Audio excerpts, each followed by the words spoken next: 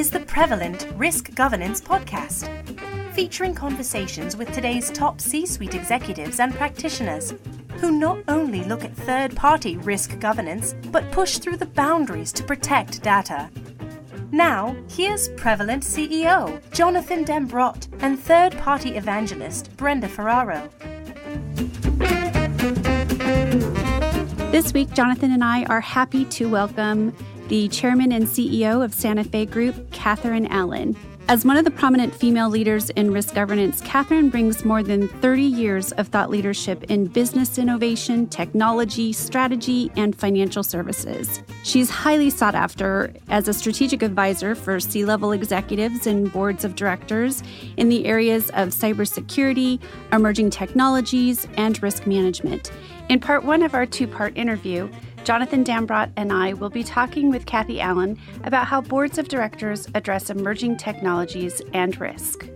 Jonathan, you have the first question. Well, Cathy, welcome to our Prevalent Risk Governance podcast here. Really appreciate you spending some time with us today. We're attempting to put a show here together that I think is going to be highly interesting to our audience around how boards are currently addressing emerging risks from IoT to cybersecurity to third-party risk, and how you can help them have better oversight. And I can't think of a better person to have this discussion with than you. So thank you for joining us today. Well, thank you, Jonathan and Brenda. I'm excited to be on the part of this launch of your new podcast, and it's an honor for me to be on the show. Thank you. With having a leader that's a female, this is really exciting for both of us. Yeah, absolutely. So, Cathy, I know as well as speak to board groups often. How are your boards or others you've talked to addressing emerging risks, such as cybersecurity, emerging technologies, and business models and third-party risk? To me, this is an exciting era for boards, and I'm fortunate two of the boards I sit on that are public boards are Synovus Financial Corporation, based in the Southeast, and El Paso electric utility, based in El Paso, Texas. And both of them have significant risks and opportunities, and I think are doing what companies should be doing around this area. For example, at Synovus, I helped to set up a risk committee and sit on that committee, and we have oversight on everything from operational risk to technology risk to reputational risk to credit risk, and have taken a number of those subject matter areas away from the audit committee. Eventually, we share some risks with the audit committee, but then we present out to the full board. So having a risk committee of the board, which was mandated by Dodd-Frank for financial institutions, has been a real success for Synovus. Similarly, at El Paso Electric, we set up a security committee. We cover the risks that we have within the organization and then farm them out to particular committees. And in my case, I chair the security committee for El Paso Electric, and that's both physical and cybersecurity, but we also address some of the emerging technologies in that area. Another thing we do in both the boards, and I'm also on a privately held board, Analytics Pros, which is a data analytics company, and we have these same practices for that board, even though it's not a public company. And that is things like having strategic discussions around AI or disruptive technologies or disruptive business models to our industry. And we do those in strategy sessions every board meeting, in addition to having a special 2-day strategy offsite or workshop for the board.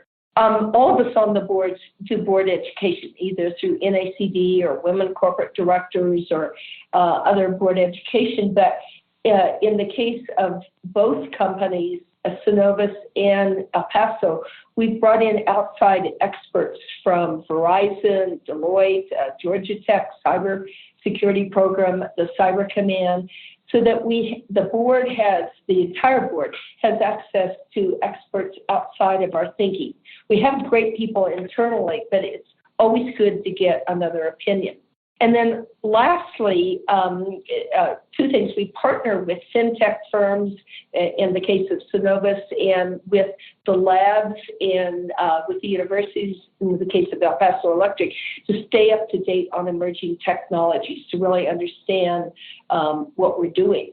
And then I personally bring back in, as many of the board members do, I obviously am the CEO of the Santa Fe Group and the Shared Assessments Program, which deals with third-party risk. So all of the white papers and expertise we have there, I bring back into my boards. And I also am working with the Santa Fe Institute on just attended a conference they had on AI and the Internet of Things. And I bring back that knowledge into board discussions. So there are many ways. To me, it's one of the reasons for being on corporate boards is it's an exciting time with the technology changes that are out there. And it's important to, as a board member, to bring that back into other members of the board who may not be as tech savvy or as digital savvy as others.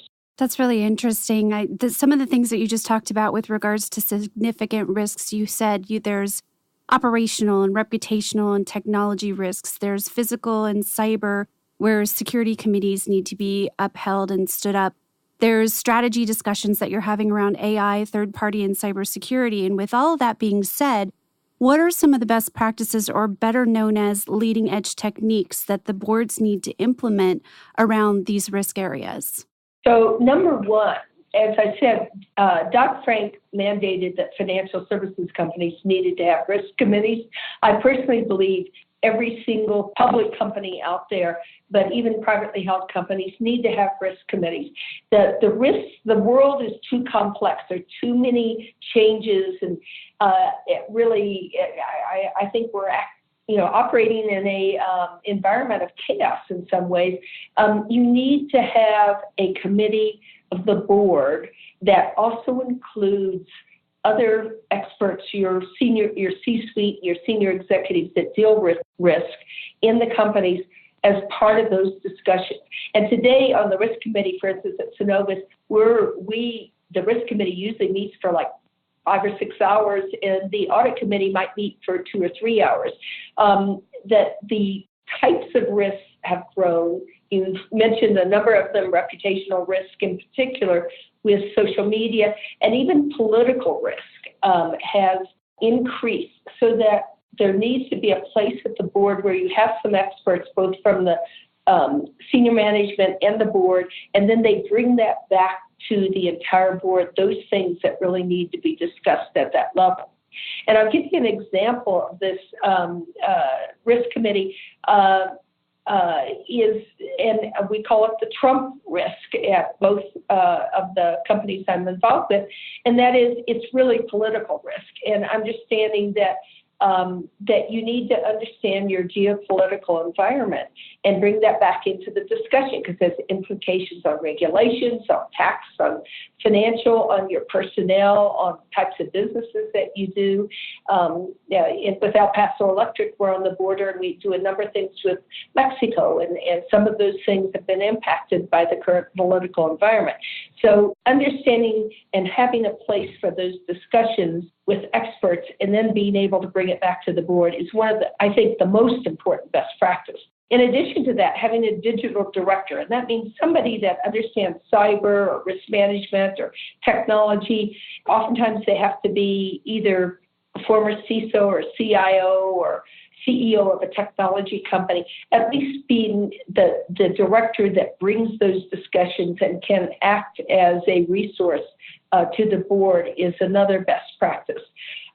Having outside experts and a strategy session around disruptive technologies or disruptive business models is another best practice that firms need to do.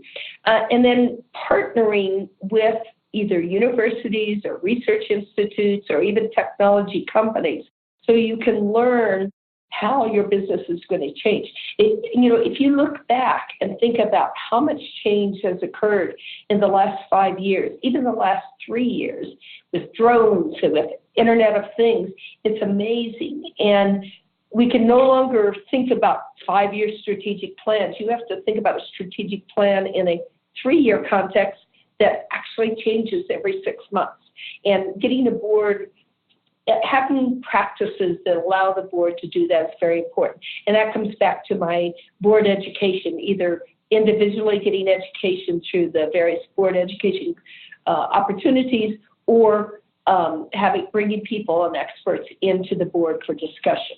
Well, I will tell you, I haven't been in some of your board meetings, Kathy, but sitting on the advisory board and the steering committees that I've sat in at shared assessments, I have to tell you, I see it firsthand what you're talking about, especially last time I was in Santa Fe with you and we were with the Santa Fe Institute and some other thought leaders. It was just that it absolutely enhances the ability to think about these things in a different way. So I obviously I can see how, some of the corporate boards would benefit from a lot of that work as well. Jonathan, you made me think after that last meeting. It helped me to think about, do we really need assessments, or what comes after assessments? And that's exactly the kind of thinking that it takes an outside expert to bring in and say, oh, I hadn't really thought of it in this way. So that's a good example of, if it just gets you going to think about, what do we need in the future? What do our customers, what do businesses, what do consumers need in the future? Yeah, 100%. And I think that's the one thing that I really appreciate when, when working with your organization is really, working to think outside of, what we see as the paradigm today, looking towards the future. What do we really need? What are the things that are going to impact our ability to have the people we need to support the processes that we need? And what are those going to look like? I think it's absolutely right. And I think having that happen in the committees that we're talking about and driving risk committees, which I know you're a huge proponent of, on boards generally, having done this now for financial services, as you've talked about, and electric utilities. But, when you think about risk committees generally, why do you believe that firms beyond financial services need them? Again, I'll go back to the complexity of the environment that we're dealing with and the emergence of risks that used to be, either controllable or at least aware. And again, I go back to a financial institution, which credit risk, was always an important part, or the fiduciary risk. But today, the social media risk, the fake news, the opportunity for activists to either say truthful things or not truthful things online, and the impact that might have on your business or have on the personnel of your business, is a new risk that we haven't thought about. I think there's huge risk in, as well as opportunity in AI and in machine learning. One of the things that came out of the Santa Fe Institute program that I went to on AI and machine learning was a prediction that we may, in 10 years, lose as many as 800 million jobs to AI. Well, what does that mean to talent management? What does it mean to how people manage computers? What does it mean in terms of what functions those that AI may replace? There's a wonderful opportunity for efficiency and even better learning, but it also may have an impact on the workforce. So having a place, and that's again where I say a risk committee, where you can bring in the experts and have thoughtful discussion and have the time to do that. In a regular board meeting, you just don't have the time. You have so many things that you have on the agenda, unless it's a strategic offsite. You can get into issues that are exceptions or critical, but to have a thoughtful discussion about the risks that are out there, you need a risk committee. And the flip side of that is, out of risk, there are opportunities, always opportunities. And I'll give an example of that. On a previous board I was on, Stewart Title Insurance, Stewart Information Services, we were concerned about cybersecurity threats, and part of it's because we owned half of the agencies and the other half were actually clients and sold our insurance to those agencies. So our ability to control their practices around cybersecurity was difficult. And we first had to understand where our information resided, what kind of data resided. And in the practice, we put together a data governance group to go do this. And we were coming from a risk point of view, but we put some marketing people onto that risk review committee.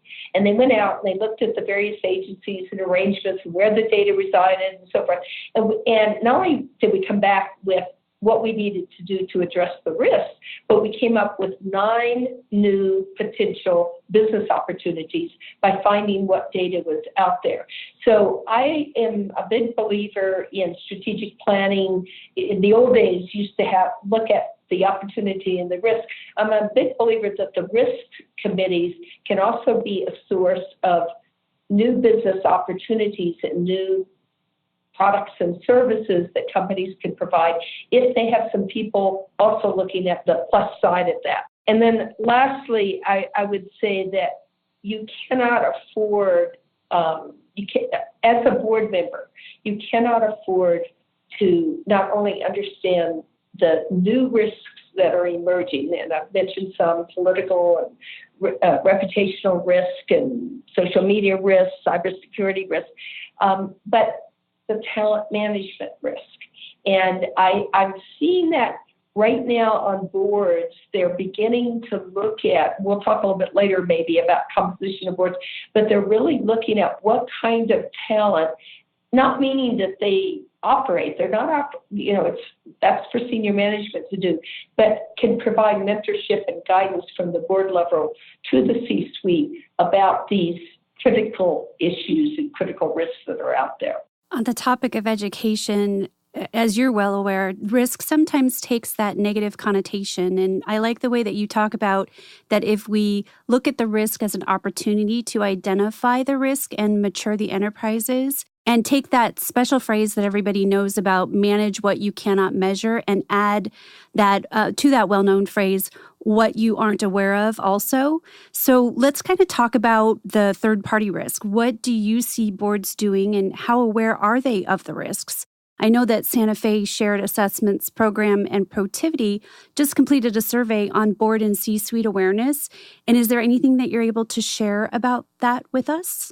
Absolutely. This is the 4th year we've done this benchmark study. We talked to over 535 executives in companies. I'm going to give you some highlights from that, but it's really interesting that, first of all, there's unfortunately only a very measured improvement. We would love to see great improvement in this, but overall, the average was just above 3.0 on a 5-point scale. And it tells us that we still have a lot to do in reaching the C-suite and boards around third-party risk. But there is measured improvement. What was interesting was the areas that had dramatic increase and dramatic improvement were the insurance and healthcare sectors. Both sectors had a significant improvement in their understanding of third-party risk, now so that they lead in some way in areas that financial services has always had the lead. So that was a good thing because those are two kind of new areas to the party of third-party risk. We also saw that more than half of the respondents, more than half of these 535 respondents, said that they plan to de-risk in the next 24 months. Now, what does that mean, de-risk? It meant they basically are exiting their most risky vendor relationships, the ones where it's very hard to properly evaluate those third parties. So it is going to have an impact on vendors, because if I can't, as an executive, understand the risks that are there in your, or evaluate your risk, then I am going to find another partner or another vendor to do that. So there are significant relationships on that. And then the Lux finding that I think is significant, and this I think helps us in the third-party risk area to understand where we need to reach. And I know you at Prevalent are doing this, and Jonathan, you're a great advocate for this, is the stronger the correlation with board engagement around third-party risk, the better the performance. So we're seeing if the boards are either talking about or having presentations to, or if third-party risk is part of the ERM process, then we're seeing better results in terms of the practices and the benchmarking or what the companies are doing. So that tells us we really have to continue to try to reach the boards and C-suites. And we're doing that through the Shared Assessments Program. We obviously have been talking to boards and trying to reach out to boards, creating materials for them. But I know Protiviti does that and Prevalent does that. And we want to get more of our members to understand how important it is to take the message to their customers that they've got to get this message to the C-suite and the board, and they're going to see better performance around third-party risk. I really like how you talked about de-risk. There's a phrase or a word taxonomy that's out there in the open now called prohibitive lists. So it kind of goes directly in line with that. So, Kathy, I think, obviously a lot of the things that we're learning about and as new risks come up and you think about, having to always kind of have this lens of lifelong learning, as a corporate board member, what are the things that really keep you up? What are, at night, what are the risks that you go, oh, this I really have to worry about, and I want to make sure that we've got that covered. And why is third-party risk one of them? And there are things that keep me up at night, and in particular, first of all, I'll start with cyber. We've seen how insidious cyber warfare can be, from actually having access through social media, through hacking, and having access to intellectual property. My biggest fear is attacks on the grid, attacks on electric utilities and the grid. Because if you think about even in some of the natural disasters we've had where the grid has been down for some time, in New York or in Houston, you see, today in Puerto Rico, you see that you could have anarchy. You have impact on access to cash, on access to food and gasoline, on access to health care, much less keeping a business running or having your ability to power up your iPhone and your computer. So if attacks on the grid and on the underlying infrastructure of electric utilities is my biggest fear. And I will tell you that, we're on this at El Paso Electric because we have not only growing businesses there and our consumers, but we also have, we serve Fort Bliss. So looking for alternatives and abilities to recover, because again, we know we're going to be attacked. It's the emphasis on resiliency and recovery that's very important. In fact, our shared assessments summit coming up in April, that's our theme, is talking about resiliency and recovery. So the first and most is hacks to the grid or infrastructures that impact our ability to do business. And then other forms of cyber warfare, again, that may mitigate our ability to trust financial institutions and the information about payments or information about transfers of money, undermine an economy and can create, again, anarchy. I'm very concerned about the geopolitical environment right now and the potential nuclear threat between North Korea and us, and it being escalated. The CDC just announced that they're looking at training for what might happen with a nuclear threat. And I think about how many years we've lived in peace with anti-nuclear proliferation. Hard to say the word, but it's a reality. And is it World War III? No, but it might impact a part of the United States or a part of our economy. So I fear that kind of thing. And I think we have to think about, again, resiliency and what we can do if something like that happens. And then I would say the other thing that keeps me up is the reputational risk, fake news area. The fact that things can get out there in social media and even on the regular news media that are not truthful and impact people's thinking. And, you can tell a lie, and people start to believe it. So dismantling of the truth and this inability for us to trust resources, I think, is also. So I got a lot of things keeping me up at night. And again, it goes back to why I think companies, organizations need to have risk committees to think about these. And while you might not be able to prevent something, you can focus on resiliency and recovery and what you can do. And I think the 9/11 and the financial crisis told us that you need to pay attention to the tails of probability, those things that are, least likely to happen, but if they did, would have a big impact. You see, last year in 2017, we spent, $100 billion more on natural disasters than we have in India other time. And most of those were not predictable, or again, we're looking at recovery from those natural disasters.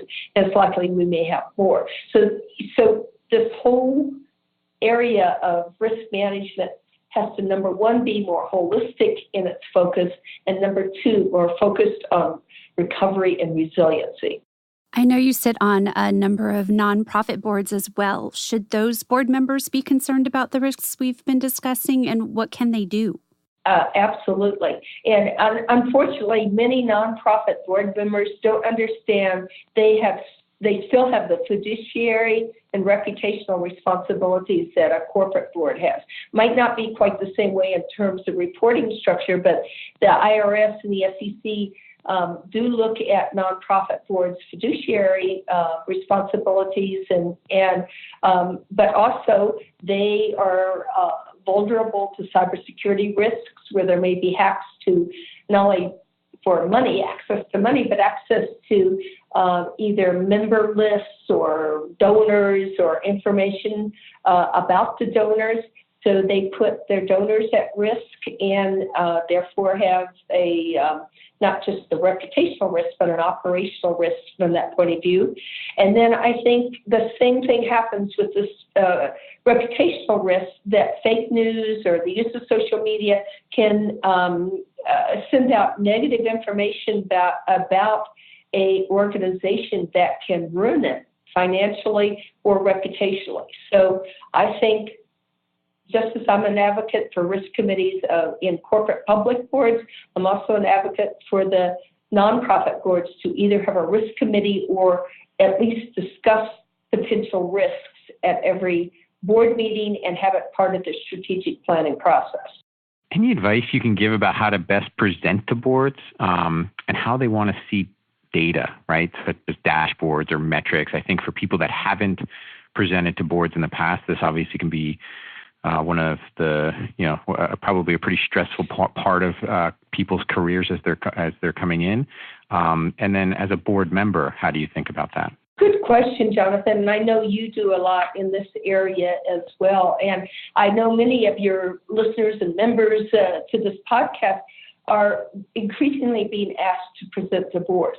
I know on my boards, we not only have the chief risk officer present to the committee and to the board by themselves, but we're now asking the CISO, the chief information security officer, to do the same.